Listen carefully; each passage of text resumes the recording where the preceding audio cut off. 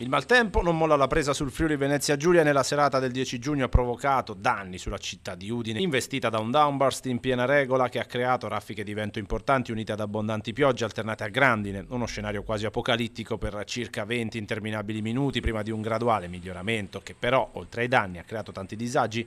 In questo scenario, per fortuna, non si sono registrati feriti, ma si sono contati almeno una decina di alberi caduti nella zona nord e est. Il comune ha subito attivato i suoi uffici, oltre che la polizia locale e la protezione civile. Si sono messe al lavoro subito 3 pattuglie di polizia locale, 6 volontari della protezione civile, oltre a vigili del fuoco e forze dell'ordine. I tecnici del servizio verde della viabilità del comune di Udine sono stati poi impegnati dalla mattina dell'11 giugno per effettuare la verifica dei danni in città dopo il nubifragio e per attuare i necessari lavori di pulizia, ripristino e messa in sicurezza delle zone colpite. Fra tecnici e funzionari sono 16 le persone coinvolte dall'emergenza maltempo, che si aggiungono alle 8 già impegnate nella notte.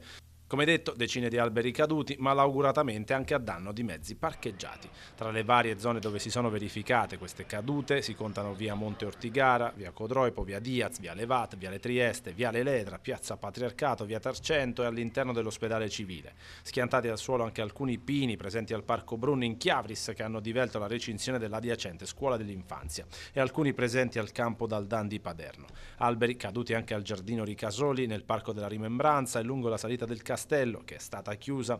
Si sono verificati anche allagamenti, soprattutto all'interno del Palamostre, negli spogliatoi del Pala Sport Benedetti e nella scuola elementare Pascoli, oltre che nel sottopasso di via Selvuzis.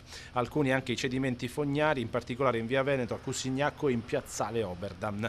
Durante la notte e nella mattinata sono state decine gli interventi delle squadre udinesi per sgomberare e tagliare piante nei viali alberati, transennare i cedimenti, sgomberare locali allagati, riparare buche, liberare tombini e caditoie.